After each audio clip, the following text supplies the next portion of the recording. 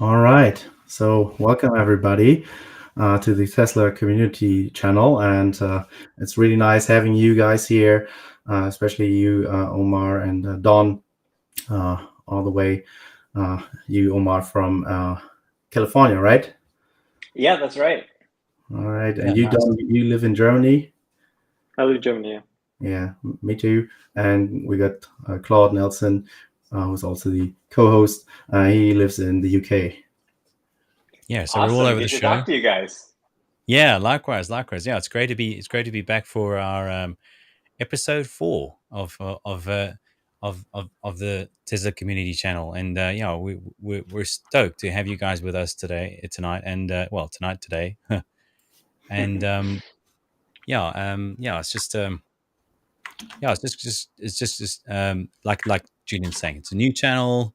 We're still like finding our feet in that, but we're so grateful to have opportunities to speak to guys like you, Don and Omar, and we've got a pretty interesting conversation lined up for you guys tonight. Yeah, I mean, 4 episodes, that's a pretty good accomplishment right there. Cheers, Omar. Nice one. Thank you. We're, Okay. we're gonna keep at it. So maybe we can just each briefly introduce ourselves to give the audience some idea about us in just a few sentences. So I'm Julian, a teacher, high school teacher from Germany, and I'm invested in Tesla. I drive a Tesla, and it's just an awesome mission. It is so compelling that I was inspired together with Claude to start this channel and put the word out there. Yeah, Awesome. and and I like Julian was saying, I'm Claude. I'm a father of 5 here in London, and I'm expecting to hopefully at some point early next year own a Model X as my first Tesla. So Wow. and Amazing yeah, and car. We have one on order too. awesome. I'm just I was like I've been saying to the guys, I'm trying not to be overly expectant, of it arriving maybe late this year, and just trying to just not watch the emails too much. But yeah, like Don and I'm just so jealous of everybody who has a Tesla. It's just I can't help it. But like Julian saying, um, we've had various experiences that have just led us to this point where we felt like we wanted to just jump in and join the conversation, and here we are. Yeah. So over to you, Don. Tell us about yourself, man. Yeah, so glad to be here. I'm Don. I'm software engineer living in Germany. I joined, I think Tesla. I'm invested in Tesla since 2016 and got my first car in 2018. The first one was Model X, and then later on, 2019, got the Model 3 with FSD on it, but sold this year. It was not easy. But yeah, so that's it. Yeah. Awesome. Awesome. Yeah. And Omar, tell us a bit about yourself, if you don't mind us asking for an intro, as far as our channel is concerned, anyway. Well, I'm Omar. I'm a software developer. I live in California, and I bought my first Tesla in 2018. In April 2018, it was a Model 3. My dad had a Model S before that, a couple of Model S's actually. He bought his first Model S in 2013. So the first Awesome. one he bought didn't have autopilot, and the second one he bought had Mobileye Autopilot 1. And then around the time I got my Tesla, that was when Tesla really started doing their own autopilot. So, I mean, I've just been covering Tesla, autonomous vehicles, electric vehicles for a long time now, just because there's so much misinformation, so many people who are deliberately putting out information to confuse people, to spread fear, uncertainty, and doubt. And there were just so few people in the media who were able to understand and report on these topics accurately that we just wanted to try and contribute in whatever way we could. And recently I've been using the full self-driving beta. So that's been really amazing to test. And you can find our videos on Whole Mars Catalog on YouTube or on Twitter. The username's Whole Mars Blog, where you can see some of the content there as well. Awesome. Thank you. Great. Yeah, we can dive right in with the this as a first topic on FSD, and later on we'll get to Elon Musk as a person, because you got some quite a lot of interactions with him, and then we can talk about Tesla in general, right? Okay, Yeah. so Yeah, what are your overall first impressions of FSD beta release 10.69? Well, it looks like another great iterative release that is smoother. It's more comfortable. You know, I have my friend Hannah who lives across the street from me, and we often drive places together, and she usually complains. She goes, "Oh my God, you have to use the beta.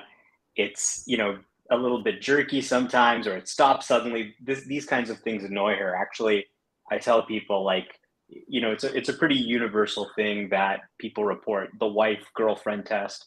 Will your wife or girlfriend or whatever actually let you use FSD beta when you're in the car? And a lot of times in the past, they've gotten annoyed because it can be jerky, it can make stupid decisions, it can be slow. But we went for a drive yesterday, and she said, "You know, this is actually a lot smoother." And she was skeptical. She said, "You know, you always say the updates could improve things, but then it's just kind of still not that good at driving." Especially, we live here in San Francisco. There's a lot of traffic, a lot of weird scenarios. But she said, "No, you know what? This is a lot smoother." She came up with that word on her own, and that was the exact same word I came up with, just smoother, gentler, more comfortable. And it's getting a lot of things right. I think this is going to be an update that a lot of people like. And I think that it's actually pretty mature compared to what I usually see from the first build of a new version. Usually it has quite a few rough edges. This had a couple of rough edges, a little bit of unnecessary stopping, a little bit of oversensitivity to pedestrians at the crosswalk. They did mention that in the release notes. Maybe they didn't turn some of the new code on there. So a little bit of hiccups. I had one, forced takeover where it said, "Okay, I give up. Basically, you take over." And there was one time when it was changing lanes where it felt a little bit to the car, but for really the first, maybe 3-4 hours, I didn't have any takeovers with the software. Wow. So it's not self-driving yet, obviously. It's just a better version of autopilot, but man, they are really making some progress. And I think that a lot of people are going to be delighted when they try this on their own cars. There's over 100,000 users now, and more people are going to get it at the end of this week. And then a couple weeks after that, all 100,000 in North America will have it. So, and I noticed that you mentioned a couple of times in one of your videos, Omar, that you felt at a few moments where it was almost felt like it was starting to drive better than you just for a few little bits. Oh yeah. I mean, some of these turns, it just makes so smoothly and so perfectly. It's like, I don't have the focus to do it that perfectly as it does. You can really see in many cases more and more how it's surpassing human perception abilities. It's able to see things that I miss, right? Yeah. Like, I'll give you an example. There was somebody crossing the street and the car stopped. And I said, why did the car stop? I couldn't see them. They were blocked by the car's A-pillar, but the car saw them and it stopped before I even noticed them. That could have been a dangerous situation. Yeah. I mean, hundreds of times a day, the car is stopping people from getting into crashes all around the world today. It's already happening. People don't realize this. Or I posted another video today on YouTube or actually I posted it yesterday, where there was a car coming and it wasn't even visible yet, but there was like a row of parked cars and there was a tree, and right through the gap, you could see that a car was coming, and you could see in the visualization that the car picked it up. I mean, its perception abilities are just incredible. it's so far ahead of what people thought that you should be able to do with cameras and the existing hardware on the car. I think people are really going to be blown away by how often you are at a start point, you say, take me to this endpoint, and it takes you there entirely on its own. Someone comes, runs into the street, it stops. Someone stopped in the middle of the road, it goes around them, right? It really handles the real world. And my God, it's so big, I don't even have the words for it. You definitely get excited using the new version, seeing the progress, and thinking about where they'll be at the end of the year when they do the public beta to everybody who bought FSD in the United States around Christmas time this year. Yeah, wow.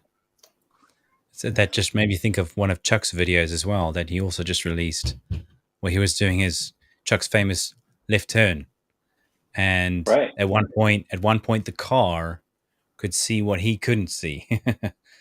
Right. By being obstructed by other vehicles, and it saw well enough and was confident enough to take the turn, even though it was a slight obstruction for Chuck. So the improvements are they'll just come pouring out of every crevice, really. It's just Chuck Cook's an amazing guy. I've met him a couple times.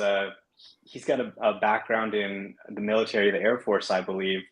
And if you haven't seen his videos, you got to go check out Chuck Cook's channel. This guy just is the most methodical tester. He's got drones up there, and amazing. For months and months and months, he's been doing this unprotected left turn where he has to make this left turn coming out of his neighborhood where you've got high-speed traffic coming in both directions and no traffic light.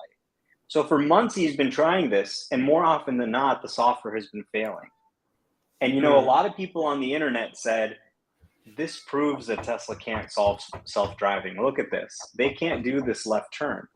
This proves that the cameras aren't good enough, or the computer isn't good enough, or something isn't good enough. And actually, Chuck himself believes that you should maybe add a couple more cameras in the front of the car or something that would help. But Tesla went and said, no, actually, you can improve this with just software. Just better software, just better control. And we can actually be successful on this turn a lot more often. And I just think generally that's a theme. People really underestimate what you can do with software and underestimate the likelihood that an existing Tesla you bought today, not just that you bought today, but that you bought in 2017, could actually drive itself with this software. Yeah. The same capability. Yeah, astonishing. Like you and Chuck were mentioning in separate videos that there were moments where you almost like you could feel the car thinking, and that was so profound. Just to have that, to try and comprehend that the vehicle is sitting there, it's seeing a light, it's thinking, "Is that mine? Should I? Oh, hang on, no, that's not mine. Let me wait."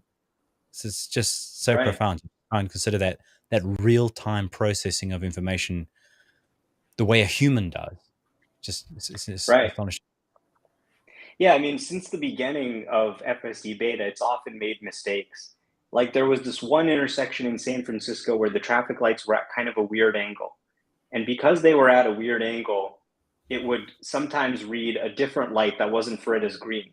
And it would try and go in the intersection, and I would have to press the brake to stop it from going through that intersection on a red, which was a pretty bad bug. But then over time, they refined it. They got better at recognizing those different angles, which light actually applies to you. And then the Tesla actually stopped. It learned which light was there and started handling it fully. Now, what I saw in this update that was new, and what I've started to see more over time, is the car actually correcting its own mistakes. So instead of me having to correct the mistake, the car is actually able to figure out that it was wrong and correct the mistake itself. So in my case, I had a light in one of the videos where it was a light that turned green for a different street. But because of the way the light was angled, you could kind of see it turn green. And so the car moved just a little bit, but then it realized its mistake and it stopped. And another time at a roundabout, it started kind of going the wrong way down the roundabout. Then it stopped, realized its mistake, and went the other way. So it's cool to see it starting to get to that level of reliability where I actually don't have to take over. It fixes itself before I even can. Yeah, awesome. Here we got one comment saying, can't wait for 69. Talk about the occupancy networks, Omar. networks. I don't know if you find Oh it. yeah, so this is really interesting. Ashok Elaswamy, who's the head of Autopilot software, he's been the head of Autopilot software really since the beginning. He even got there before Andre Karpathy and some of the other people on the team. So he just gave a talk at the CVPR Computer Vision conference, and he talked about these occupancy networks Tesla's developed by using LiDAR and radar ground truth data. And what these do, typically with computer vision, you could detect a pedestrian, right? You could detect a car.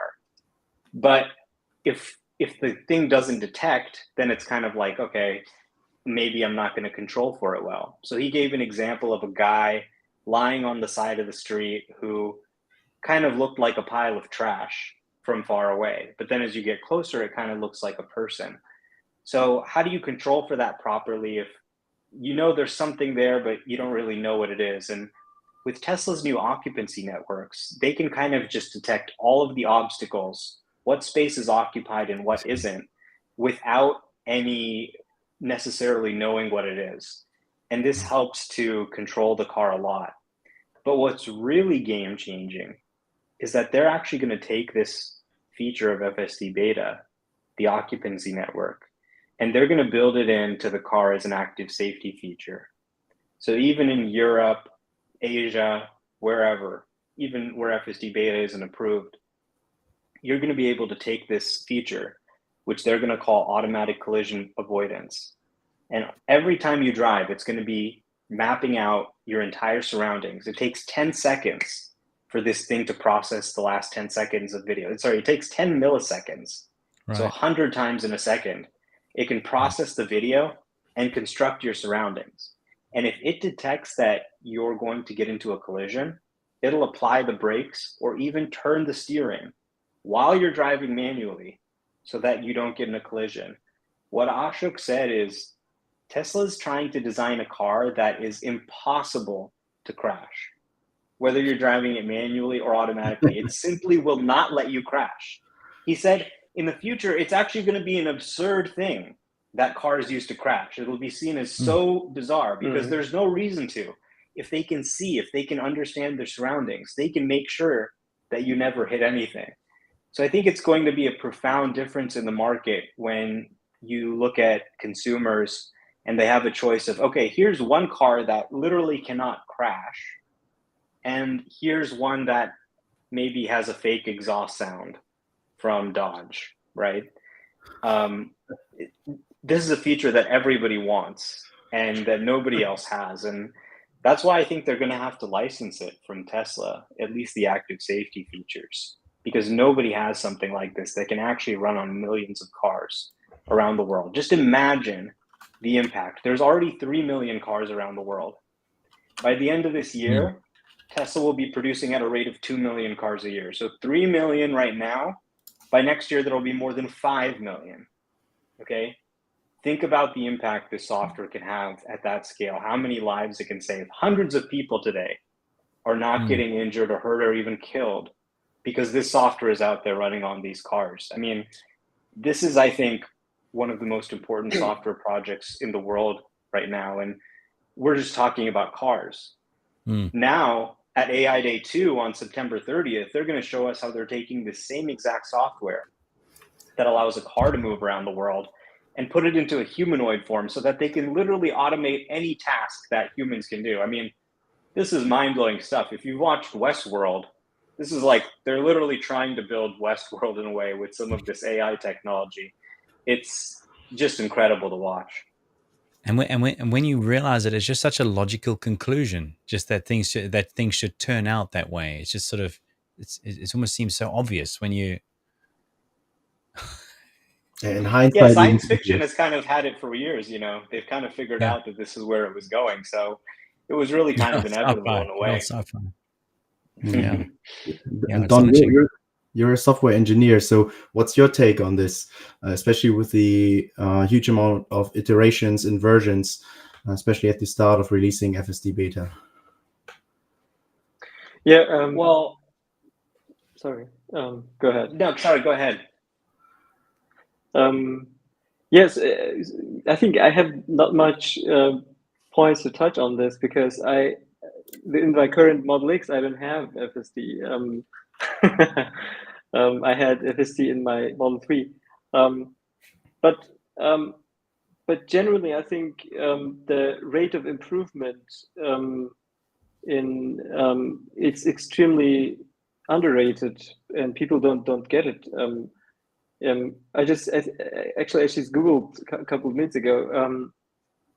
So AI, compared to human brain, AI processes data like 125,000 times faster than human brain, and it's like if you take one Tesla, like let's say Model 3, can know like every corner of the globe, and can drive anywhere without any crash, which is impossible for a human being. So given enough memory and computing power, Tesla, the capability of Tesla is unlimited. So it's just a question of time where yeah, there is, as you said, Omar, Teslas that cannot crash. So this is like crazy. You cannot crash Tesla. Yeah, Yeah. Yeah, that's the goal. yeah. Even the most hateful try to make it look bad, like recently with the crash on this kid dummy, it could not even be possible anymore because it's built in. Yeah. Right. I mean, it's pretty funny, some of these people making these claims when the reality is this is a piece of software that can stop your kid from getting hit. If there's a distracted driver or a drunk driver or someone's going to hit your kid in a car that has this technology, the software will stop them. It won't let them. That's what it does. Now, does it work 100% of the time? No, but it works very, very well. It works better than any other system in the world. And you can take a look at their Euro NCAP scores. I think they scored 5.6 out of 6 or something like that. So, very good score. And they're constantly releasing updates, improving it all the time.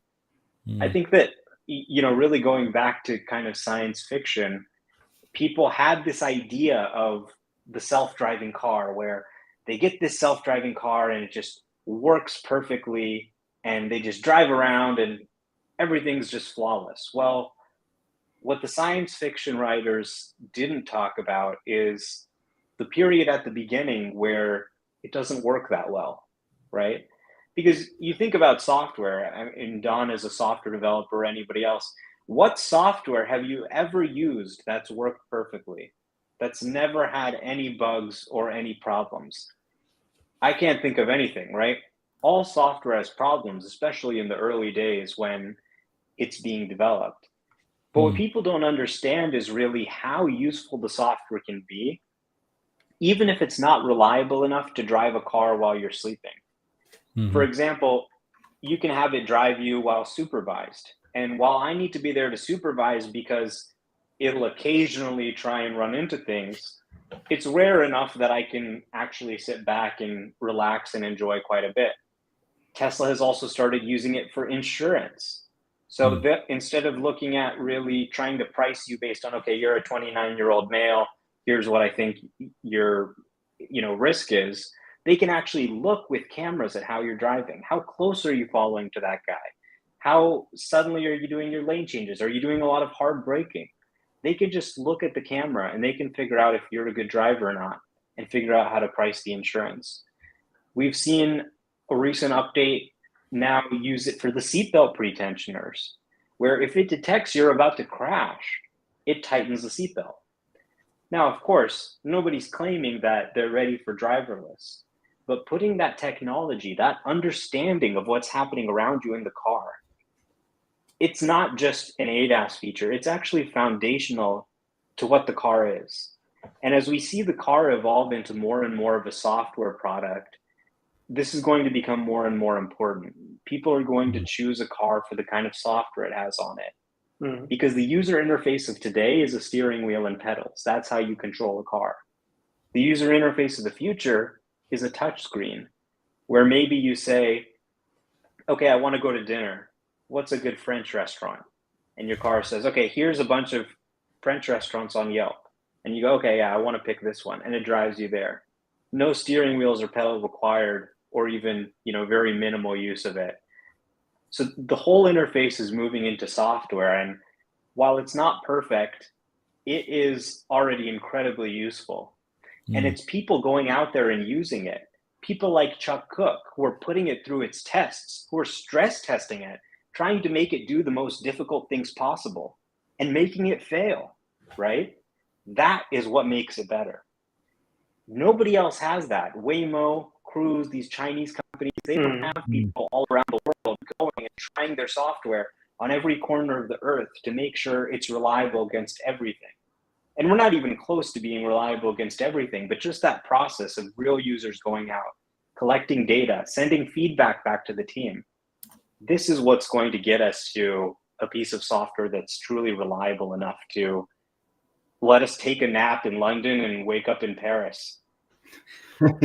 And it makes so much sense to have your head in the right place about why you're doing it. I mean, just looking at the difference between Tesla's mission and what the mission of possibly a number of other companies might be, they might just be sort of financial gains or sort of get ahead of your competitors. Whereas Tesla's mission is, well, it's rather noble. It's actually incorporating everyone else's efforts to move to a safer, better, more exciting future, and that must surely bolster the improvement of the software.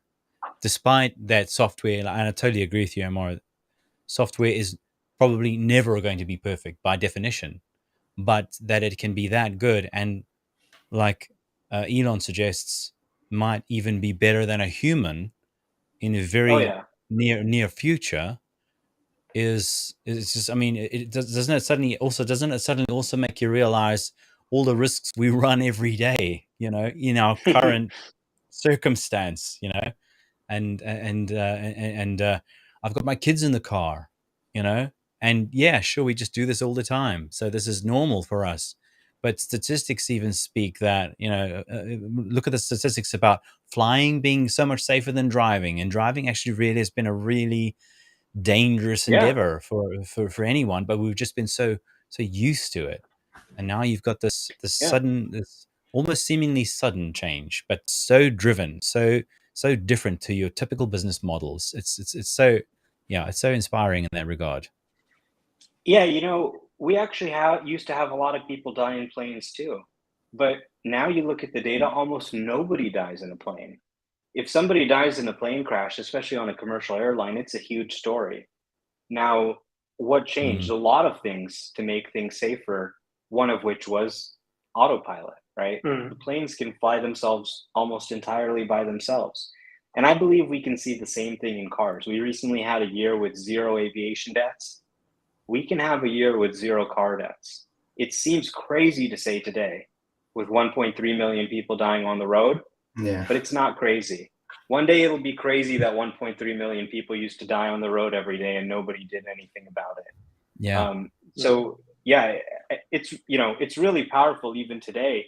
It can see things that you miss. It can already improve safety. And I mean, the mission, really what drives Tesla, what brings all these engineers in, that is really, I think, the most exciting part of it.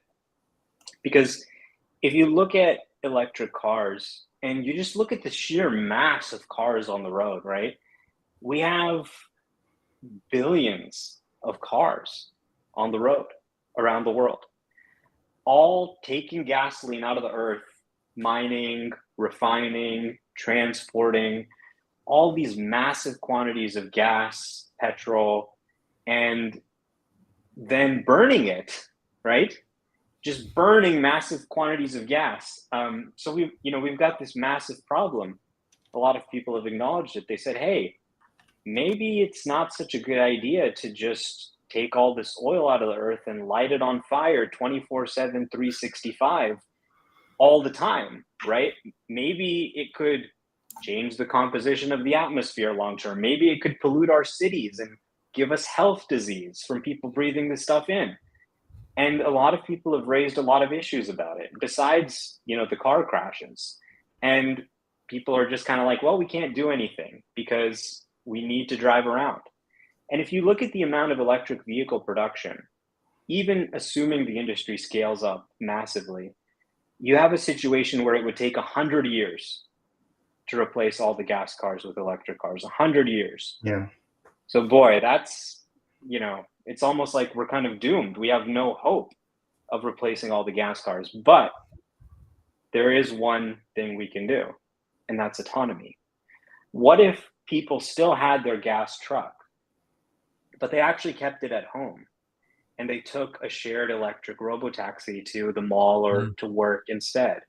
Because it was actually cheaper and easier and faster to take that driverless car that's electric than it was to take the truck in their garage, and they keep it in.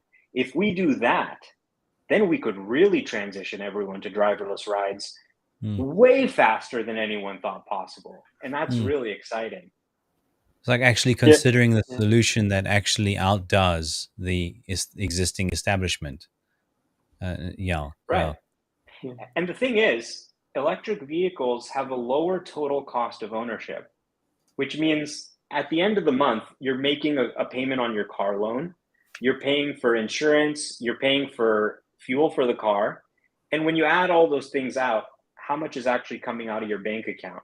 If you look at it on a gas car and you drive a lot, then it's actually more total cost of ownership than the electric car.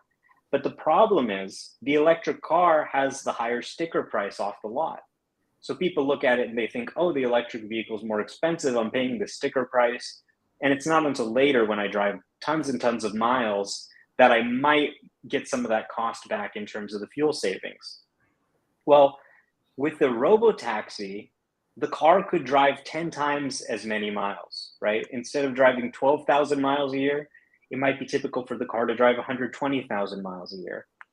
Now, if you're driving 120,000 miles a year, the cost difference between an EV and a gas car just skyrockets. It's massive. So all of the economic incentive will be for all of the robotaxis to be electric, because it's just not economical to power them with gas. They won't be able to compete. They'd have to charge a higher price, and really nobody would want it. So autonomy is such a powerful forcing function towards transitioning to clean energy and transitioning to electric vehicles. That's what I think is really the most exciting part of it, and why I think so many people are so afraid of what Tesla's doing here. It could change the world in a snap, faster than anyone is expecting. That's true. So how does we're talking about this stuff like on Twitter all the time, but for the everyday person, how does the penny drop, especially amongst the onslaught of FUD in the media? What do you think? The penny drop? What exactly do you mean? Yeah, like how does it all come to an end, or? When like the first moment you realized, Omar, in your experience, the first moment that you had the real sober realization that, hang on, this is the real deal, and it kind of gave you clarity of thought on the fact that this technology is doing what it says on the tin, and gave you like a firm conviction in Tesla, essentially. I mean, what talk us through that experience for you personally. Right. I remember when I was in middle school one day, and Steve Jobs presented at Macworld that day, and he presented the iPhone. And I went home and I watched that presentation of Steve Jobs presenting the iPhone, and I said, this is it. Everybody in the future is going to have a computer in their pocket. Now, in those days, if there's any kids watching, you had to use a desktop computer or a laptop to connect to the internet. So me as a kid, I loved the internet, but it was always annoying for me when my parents pulled me out of the house and I couldn't go on the internet until I got back, right? So when I saw that, I said, this is it. Every person is going to have a computer in their pocket. And you look at the world today, the world has completely changed. It's almost taken for granted. Well, of course, everyone has a computer in their pocket, right? and they have all these software applications that they use. When I saw the Model 3 and when I got one for the first time, it was the same exact type of realization. And I think a lot of people who've gotten into a Tesla will tell you the same thing, which is you get in, you drive it, you live with it, and suddenly you just know, without anyone being able to argue with you or anyone being able to convince you, this is the type of car that everybody's going to be driving in the future. It's going to be electric. It's going to be software powered, have a really good phone app, really good on-vehicle software, and it's going to be very highly automated and maybe even to drive itself fully. You know when you live with that and you see all the advantages that this is true. And yet so much of the discussion you hear, they're just living in this fantasy land, right? They're saying, oh, well, it doesn't have enough range and you won't be able to take road trips. Well, that's not true. You've got the supercharger network. You can take road trips today and it'll actually be a better, nicer, more automated experience with autopilot than you could get in a gas car. I mean, I take long trips all the time. You hear them say things like, oh, you know, batteries are bad for the environment, as if they've never heard of oil spills or fracking or all of these things that are not so environmentally friendly, whereas batteries can be recycled, right? You don't set the metal on fire, you keep using it. So I think there's just a tremendous amount of misinformation out there, and we're so early in this transition that most people don't know. You know, like I would give people rides with Uber sometimes in San Francisco, and the most common thing they'd say, even here, is, wow, I've never been in a Tesla before. And for a lot of people, they just have not been in an electric vehicle before. So they don't know. They believe all this nonsense they hear in the media pushed by oil companies and legacy automakers that don't want to transition. But the minute they get in that car themselves, the minute they see it, the minute they drive it themselves, that seed is planted in their mind that this is the future. And at some point or another, I'm going to buy one of these myself. Makes a lot of sense. And it's almost like it seems that the ramp up is like the most effective means to get butts on seats.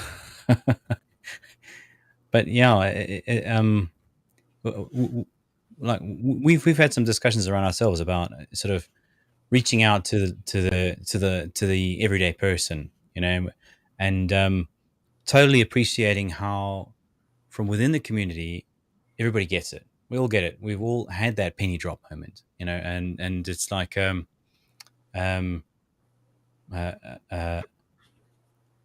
remembering and sort of almost rolling back to this is how it came to be.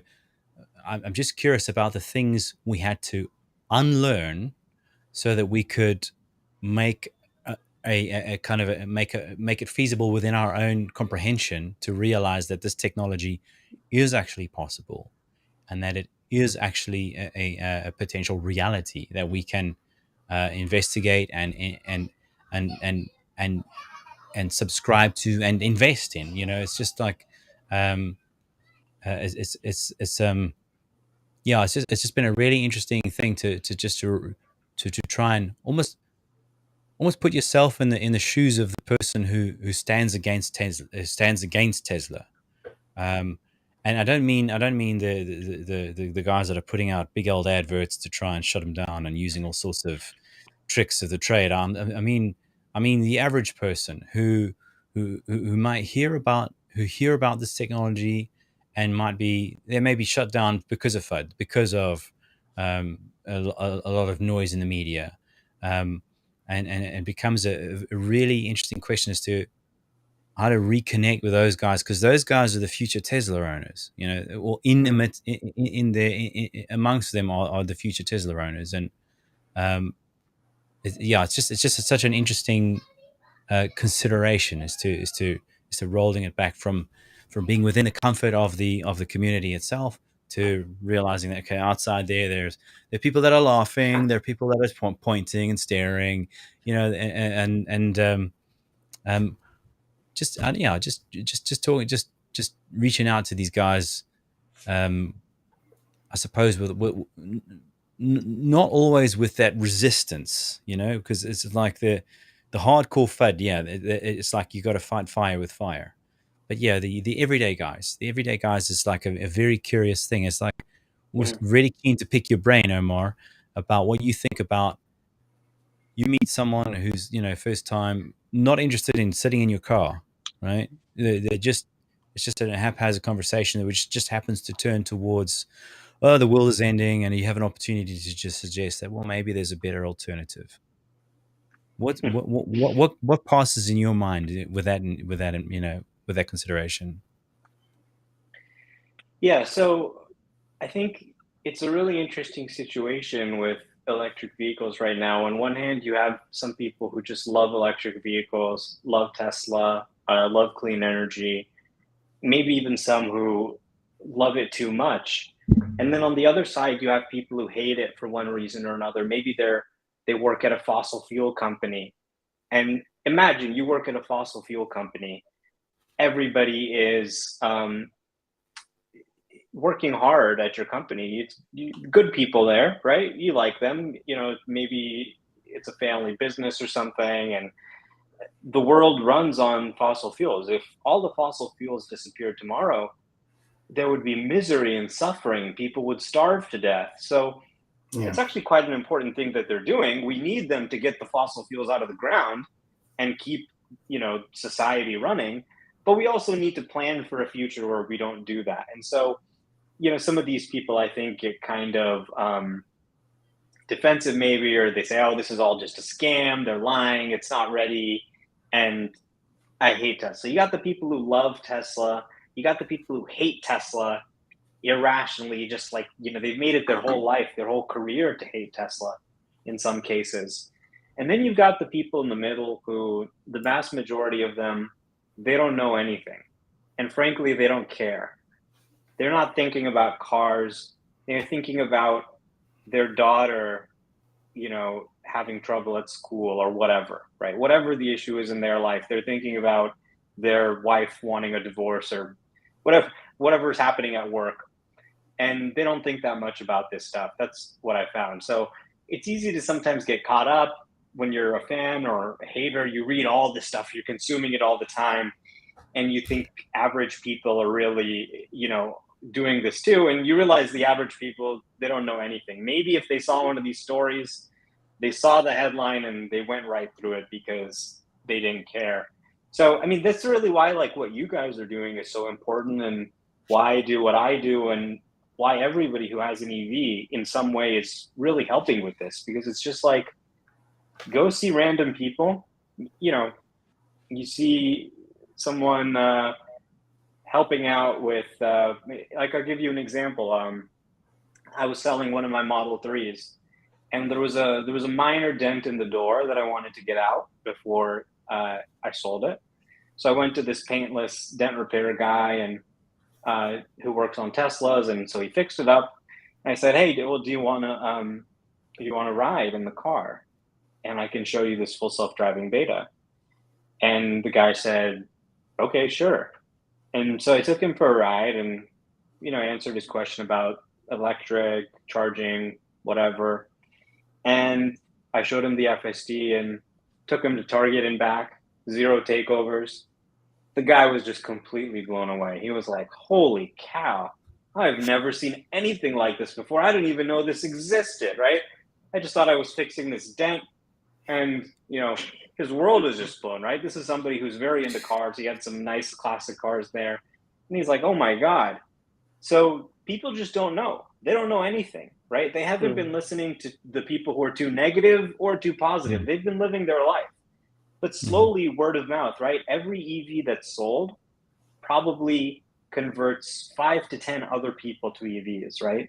So it's this inherently viral phenomenon. So go out, ask people if they want to see it, ask people their questions. And, sometimes people come up with these things. They say, well, isn't it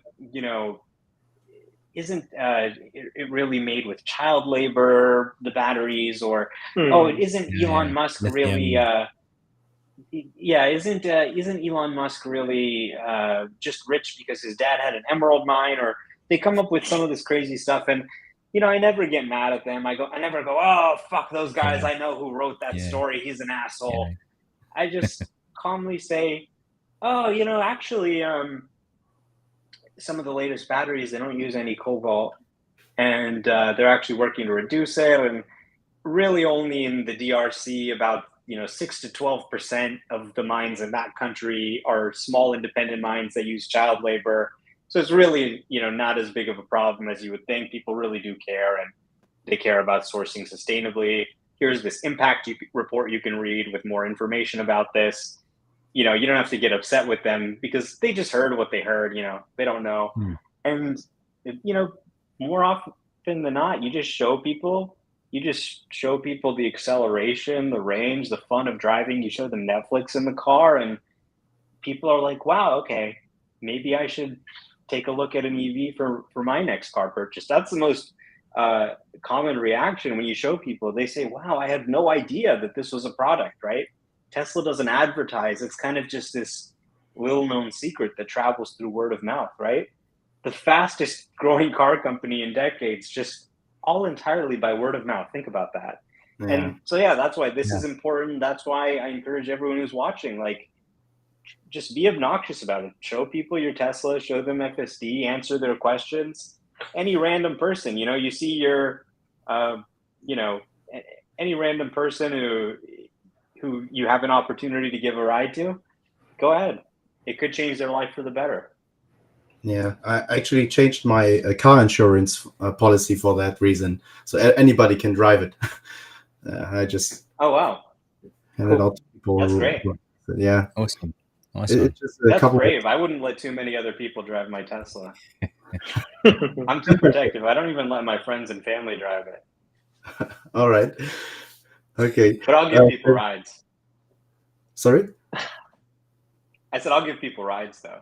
Oh yeah, Fair dues. Fair dues. of course.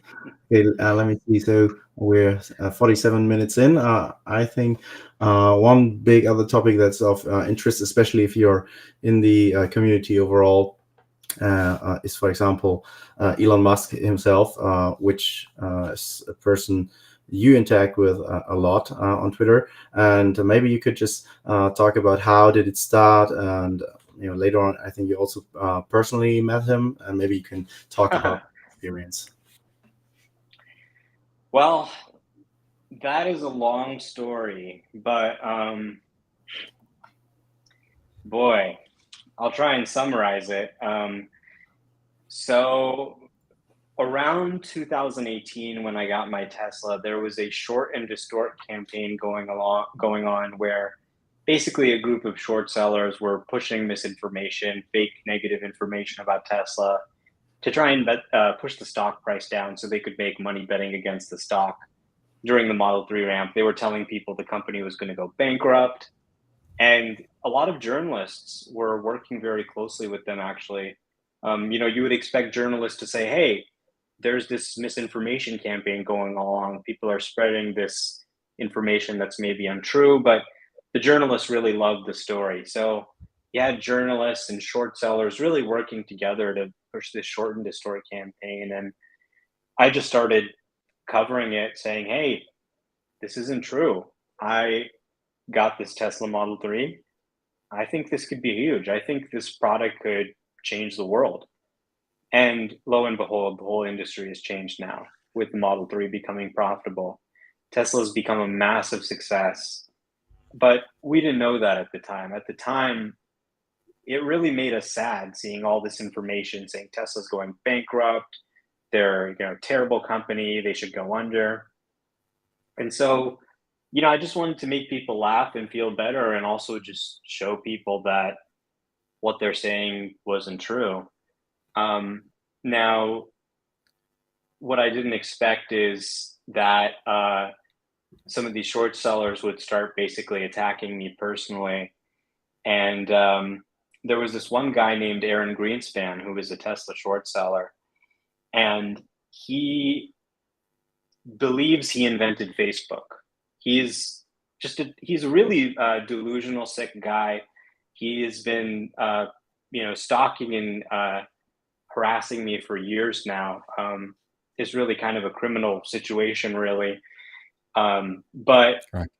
he's just very he's a nut job, right? And he believed he invented Facebook and that the idea was stolen from him. So I just posted kind of laughing, like, okay, these are the people who are shorting Tesla. They're such idiots. They think that they invented Facebook. And Greenspan took that very seriously. I didn't realize how still upset he was over the Facebook thing. He had actually sued the makers of the Social Network movie for not putting him in the movie. And Wow. that lawsuit had gone on for 3 years. He started harassing the guy's wife, threatening her, trying to name her in the lawsuit. I mean, this is a very nasty, sick guy who's just messed up in the head. He's a virgin. He wrote in his autobiography that he could never connect with a woman, and so he just puts all his time into really harassing people, whoever he's mad at the day, which has been me for a lot of the last few years. And so this guy messaged me, Aaron Greenspan. He said, "You need to delete this tweet about me right now, where you said I didn't invent Facebook, or else." And I said, "No, I'm not going to delete it." And he said, "Okay, well, that link I sent you to the screenshot," he said, "you need to delete this tweet." And I clicked the link and he said, "Okay, boom, I have your IP address now." Then he took the IP address and checked his server logs to see if there were any other requests from that address. And I had been typing a few queries into his site to see if it worked, my own name, the name of my business. So then he doxed me and he said, "Okay, this is Omar Kazi behind this account." And basically he started escalating his attacks. He was stalking me. He started like posting my car's license plate and other information about me. And at first people were kind of telling him like, "What are you doing? Why are you like harassing this guy and doxing this guy? It's not cool." But then he started ramping up the attacks, and Bloomberg wanted to interview me about autopilot for this feature in Business Week. And so at that point, he kind of lost his shit. He said that this guy isn't a real Tesla customer. He's actually being paid by Elon to pretend to be a Tesla customer. He accused me of having child pornography. He called the police on me. All this crazy stuff. And, none of it was true. I wasn't being paid by Elon. I was actually paying them. And then when, the Business Week feature came out, he said, he sent a lawsuit thread. He said, "I'm going to sue you guys."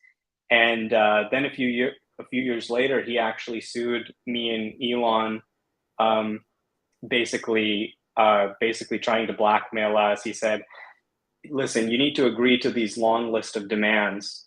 You'll never say anything about me again. You'll never do this. You'll never do that. You have to delete everything you've ever said to me.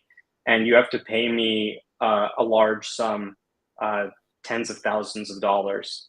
Or else I'm going to file thousands of documents with the court, and I'm going to make you spend a huge multiple of that, because this guy has no life, no job. He'll just file thousands and thousands of documents with the court just so that it's so expensive to respond to. And he'll do it pro se, which means that he doesn't have a lawyer. So, he's been suing me and Elon for the past 2.5 years now. The case was dismissed. The judge said that there was no substance to the lawsuit at all. So the claims were dismissed. And then he rewrote the lawsuit. And then we had to go through the whole thing again. It was dismissed with prejudice. Now he's appealing to the Ninth Circuit Court of Appeals. It's cost, around $200,000 so far. And now we have to go and countersue him to try and get him to stop, and his company and his fake charity. So that was kind of the thing, is I started reporting on how he had this fake charity. I mean, man, this is really a long story. He was using this fake nonprofit to help his short selling bets. And that's really why he started kind of threatening me and harassing me to stay quiet about this, because he basically committed tax fraud, securities fraud, and could probably go to jail if this all goes out. So he then shut down the charity. But long story short, this guy is basically been threatening me, harassing me, spreading rumors about me that I was a child molester, a convicted felon, all untrue stuff. And, that's how I met Elon. Ironically, that's the one good thing that came out of it is Beautiful. Elon was just like, what the hell is this, going on? And I think, it's not like we're best friends or anything. Some people, I think, kind of overestimate what my contact with him really is. But, he knows who I am. So that's kind of cool. I think Elon's a great guy. I met him for the Third Row Tesla podcast then after all of this happened. And he is just really down to earth, really humble. And he's a good guy. He's an incredible guy. We would all do well to kind of listen to him and kind of learn from him, I think. That's kind of how I see him. I look up to him. I see him as, kind of somebody who is part of, he's just done incredible things. I mean, this is a guy who started his own rocket company that's now sending people to the space station. I mean, and I never got into it because of Elon, right? I'm not an Elon fan. I was a Tesla fan. I got a Tesla. I liked the Tesla. And I like Elon because of it. I think it's kind of funny now that Tesla's become so successful and he's become one of the wealthiest or the wealthiest person on earth that, there's so much kind of hate that people buy into, journalists. It's fun to, shake your fist at the people in power or whatever, even though really he's taking on so many of these established interests that are so much more powerful than him. And is really still the underdog in so many ways, despite, Tesla stock being so highly valued because they've done so well. And, people say, how can you defend that guy? And it's like, well, if you had sat in a room with somebody and talked to them and seen what their companies were doing and seen how meaningful it is, how impactful it is, how much of a difference it makes in people's lives. Somebody you met, could you just stand around and just let people attack him like he's not even a real person? He's like a cartoon villain to them, right? It doesn't even occur to them that this is like a real guy who, we're actually just making a business out of shitting on to make money, right? So in terms of what Elon is doing, working on Starship, working on scaling Tesla production, working on FSD beta, compared to what these people are doing who write mean articles about him. I mean, I have a lot more respect for Elon personally, but I think he's a good guy. What can I say? He's pretty cool. And I think he's kind of funny too. And just look at his impact. Like, it's clear that one day he's going to be up there with names like Thomas Edison, Nikola Tesla, Steve Jobs, Elon Musk, right? Yeah. He's earned his place in history books. And whether you love him or hate him, that much is true. Absolutely. But I think, I'm not sure if you can really put Elon in that row. I think Elon is much more higher. It's like bigger. it's like Steve Jobs made things that are in a one row, but Elon makes things like in like the distance between things that Elon does extremely huge, like making cars and putting humans in space with rockets and this is it's like people, you can say a lot of people having iPhones and they never feel the connection with Steve Jobs, not that much, right? But if you drive a Tesla and people, for example me, you feel the spirit somehow, and then the community and how simple Elon is. This is incredible. You feel this spirit in the car, in the products, and in his talks, you just feel the heart of what he has. This is you never see this in these wealthiest people outside.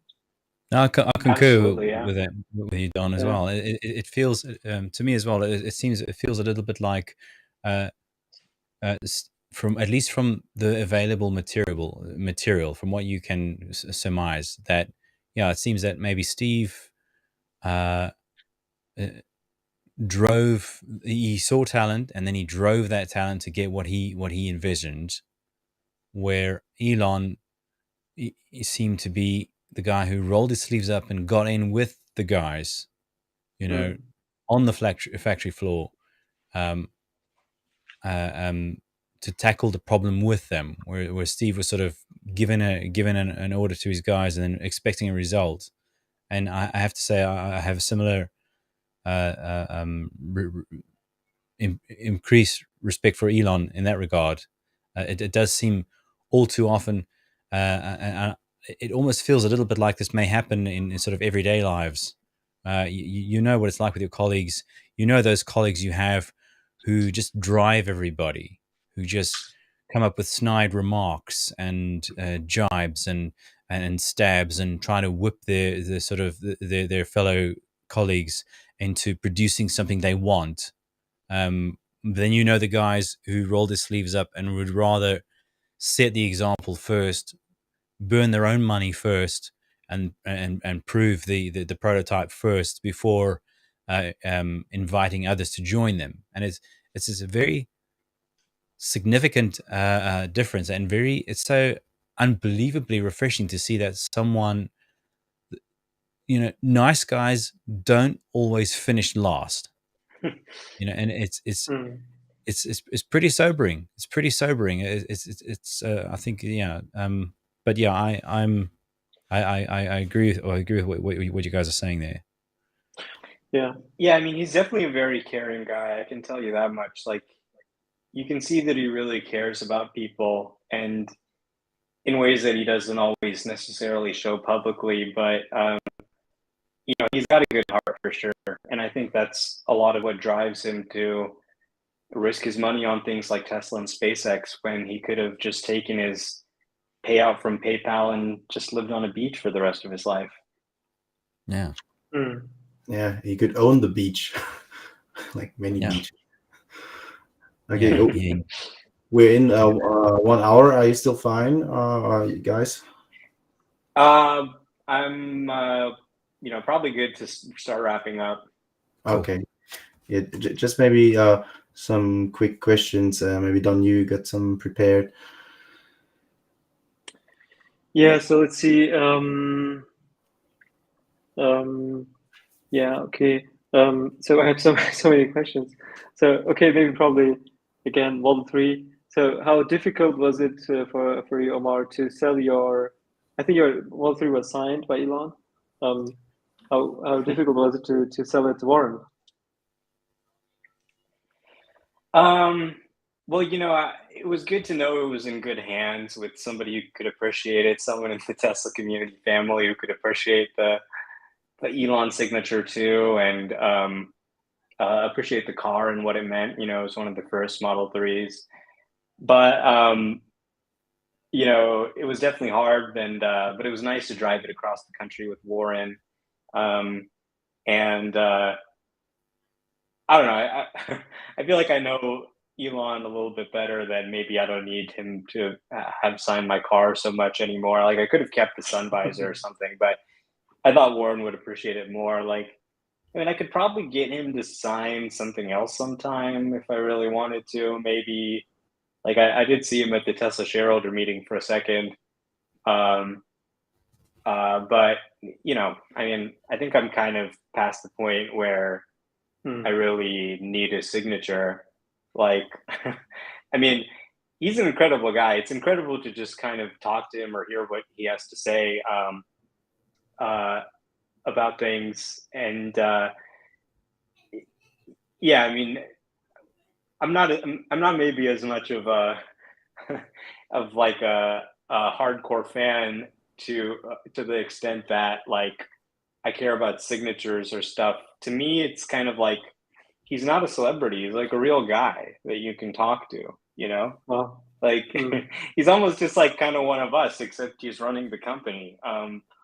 and that level of openness where he'll just talk to people on Twitter and that sort of thing is really amazing. And what I like him for, I don't care too much to have a signature, but obviously we went to interview him for Third Row. I had to ask him for his signature.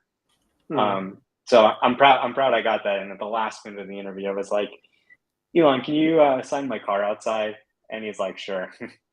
And then he sat in the front seat and signed it. So that was a good move by me, but ultimately wasn't something that really I needed to hang on to that much, I guess. Got it.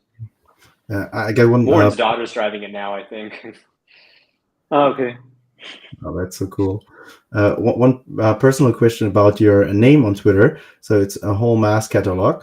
And maybe for the viewers to get an idea of what the whole Earth catalog was, it used to be like in the 60s until 1971. Something, I actually read a digital version of it. It said the function is to an evaluation and access device to know what is worth buying.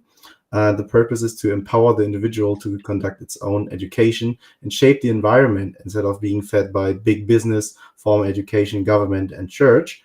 And then I looked at your website, and there it says this webpage serves as a catalog of the technologies and thinking we will need to get to Mars. This is a website about the future and how we get there.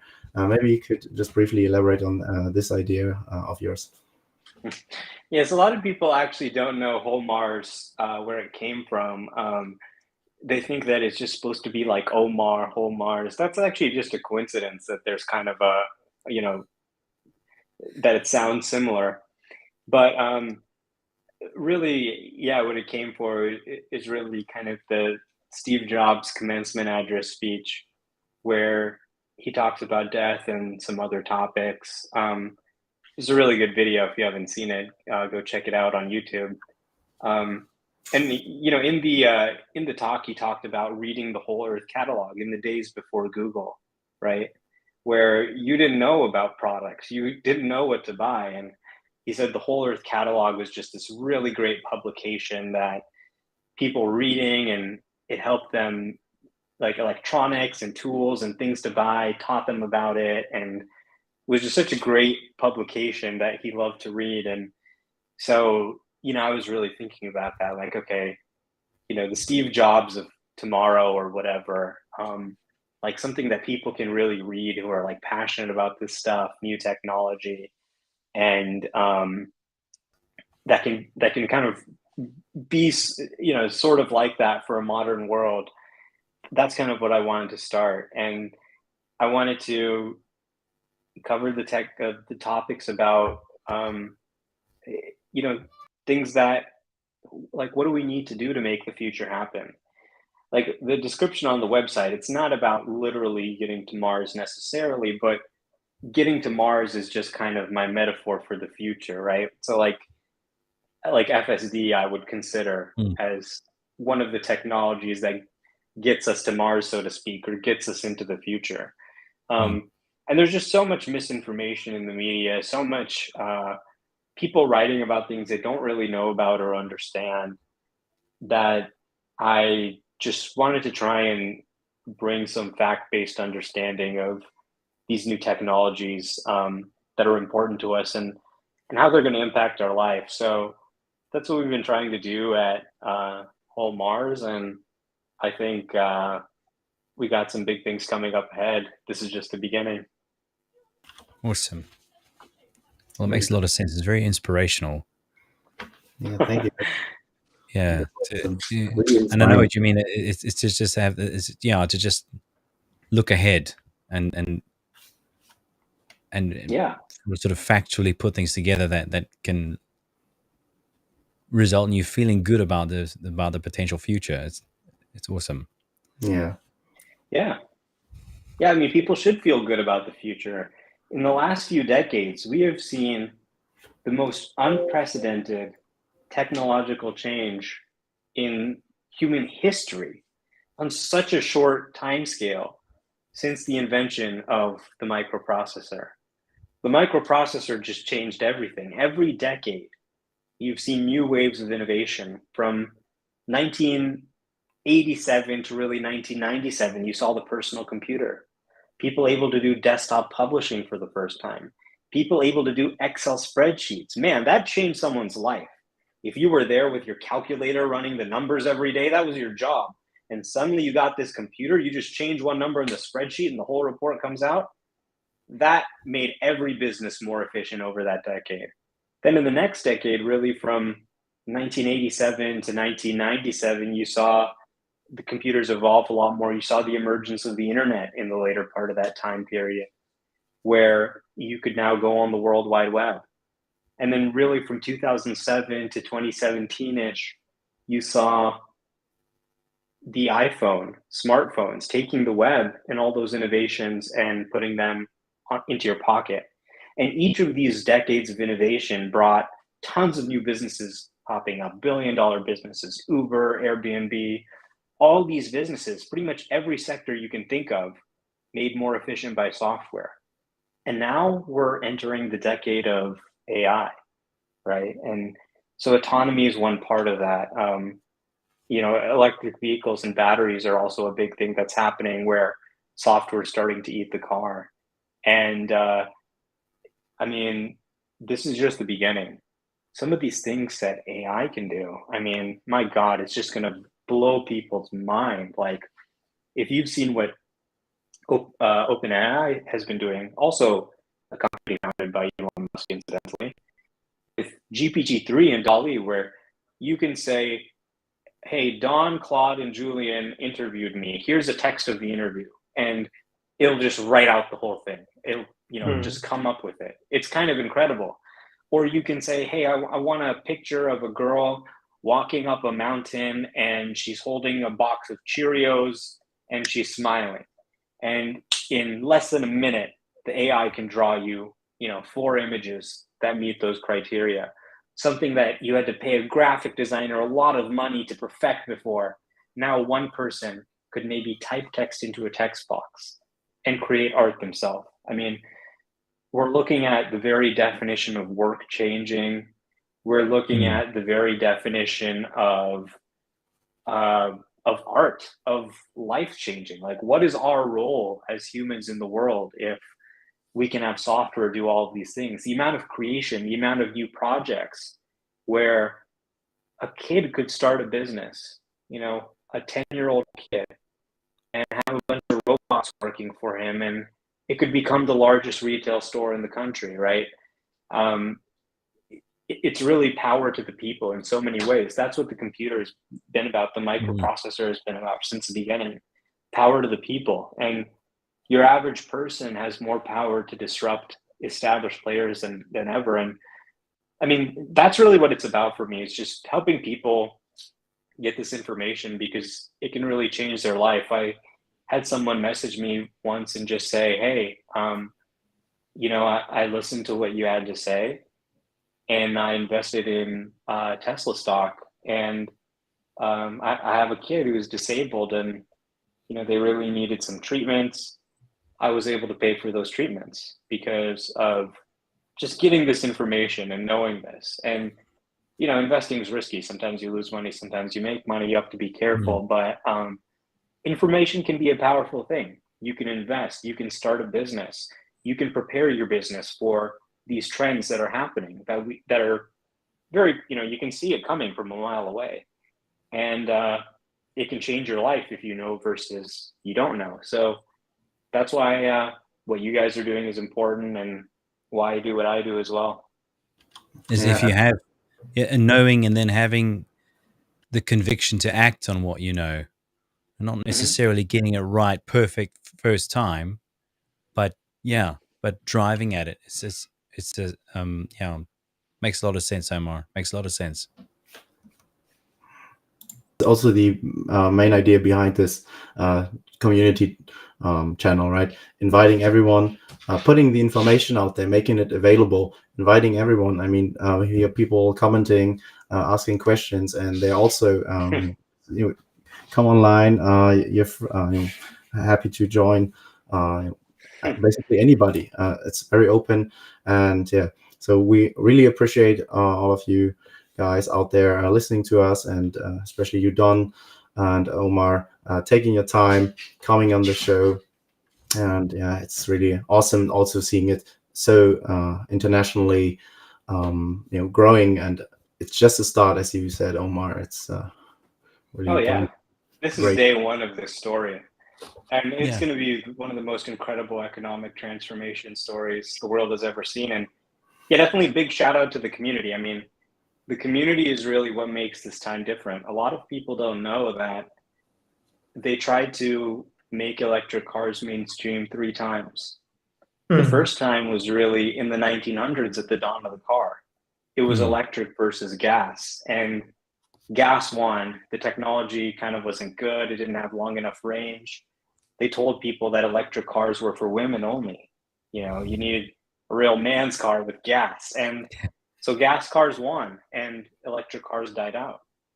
Then the second time was really in the 90s with the GM EV1 and the California ZEV mandate, where consumers actually loved the car. They said, oh my God, this is an amazing car.